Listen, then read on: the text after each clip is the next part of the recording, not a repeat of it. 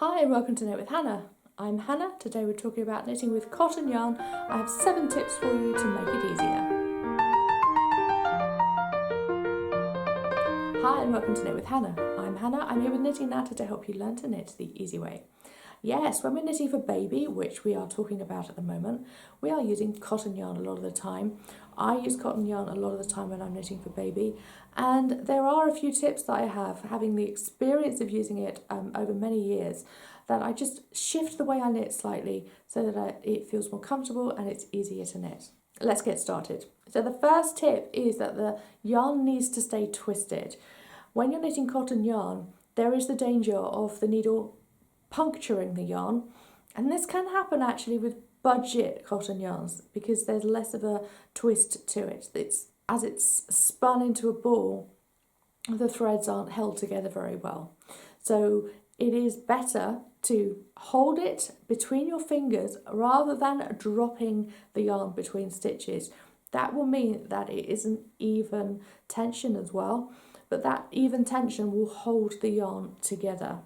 If you drop it and you pick it up and you move it, then you're probably more likely to puncture it and just find it more difficult. So hold it between your fingers. There is a video right here helping you do that. Look at the different styles of knitting and see whether you possibly need to shift the way that you're knitting so that it feels more comfortable. So the second tip for you is involved in that as well. I shift very slightly the way that I hold my yarn when I'm knitting with cotton yarn.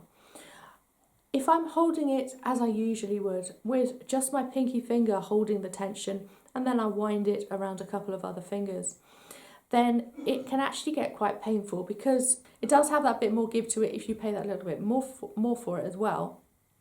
But it is a very strong yarn. So as soon as it has that little bit of tautness to it, there's less bounce to it and it's not forgiving.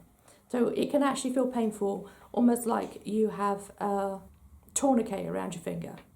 So I start, when I'm knitting with cotton yarn, to twist it around the 2 fingers at the end of my hand instead of the 1. While I can still hold the tension, it feels more comfortable. So my third tip is to use strong needles. Cotton yarn is heavy, it's just the nature of the fibre. So when I'm knitting something, especially if it's a large item like a blanket and it really ends up with quite a lot of weight on the needle, then I use a stronger needle. Instead of my usual bamboo, I will use a birch wood. You may have strong metal needles as well. And I also use fixed circulars when I'm knitting with cotton yarn, and I have a lot of stitches on the needle. Fixed circulars over interchangeable circulars, and that's a very specific reason. Interchangeables, they are good, they do hold themselves in place, but if there's quite a bit of weight on the needle, then there is the chance, and it's happened to me more than once in the past, that the cord will come detached from the interchangeable tips. So I have moved over to fixed circulars when I'm knitting heavier items and specifically cotton items with more stitches, simply because I remove that obstacle from my knitting completely. So that's it. It feels easier, it feels more comfortable. And sometimes as well, if you've been using interchangeable circulars for a long time, then you will notice that there ends up being a little bit of a gap between the needle and the cord, even if you've tightened it and it is really, really strong. So yeah, fixed circulars feels more comfortable. I feel more confident knitting with it as well, with a heavier weight on my needles. Now this is a really interesting one. You will know this if you've ever had to iron cotton shirts when they come out of the tumble dryer. If they just are thrown in a basket to get folded, all of a sudden they are creased beyond belief. And the same thing can happen when you're knitting cotton. Fold it neatly as you can with your needles that you're using in between knitting sessions. Otherwise, there is a strong likelihood that what you're knitting, the fabric that you've knitted already, will become creased. This has happened to me, and I just have to, in the end, either block it or just become very much more aware over the next few sessions so that it becomes uncreased. So yeah, just be aware of that. Cotton is cotton. It will get creased quite happily, whether you've knitted it or whether it's a cotton woven fabric like a shirt. I also, when I finish knitting a cotton item, I really do like to fold it neatly as well, and that's how I would store it. So my next tip may seem quite obvious, but we do knit in different situations. I know people who knit when they're standing up in a queue in a shop. And even just filming, if I'm filming with cotton yarn and it feels that bit heavier, then I really take on board this as well. It's got that extra weight to it, so I really have to hold it very carefully on the table if I'm knitting with it. But the best way to knit with cotton is to hold it in your lap when you're sitting. Holding it over a table as I'm filming just really does not put a major strain on my back, but it does have that extra little bit of strain. So definitely knit sitting down and hold the weight of what you're knitting in your lap. Yes, it's an obvious tip, but just be aware of it, and you may just shift where and when and how you knit if you are using cotton for your current project. Now, this next one.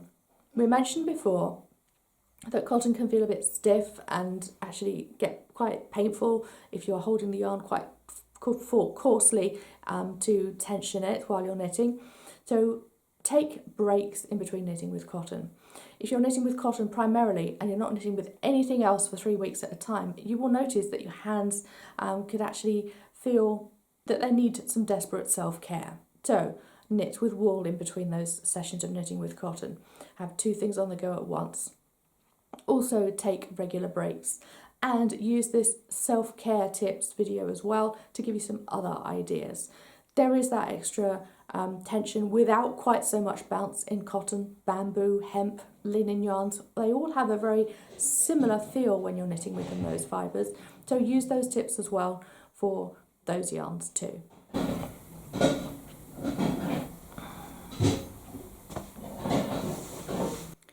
So this is an interesting one, my needle sizes. This will possibly be part of your knitting process if you like mixing it up, changing things about the pattern that you're knitting with, and making your own personal choices when you're knitting. So when I'm knitting items for babies, I will change the needle size quite likely. I really like loose, calm, smooth knitting when I'm knitting baby blankets, that kind of thing. So I could well go a size up with my needles. With my patterns, I use a 5.5mm needle instead of a 5mm needle with the Aran weight yarn. It's just that choice. I mean, Wool and the Gang suggest 5mm needles for the shiny happy cotton that we're using in the knit along, for example, but I would use the 5.5mm needles. It's a really loose, calming fabric then, and I really like the way that it sits and it flows, just because that's what we're knitting with it.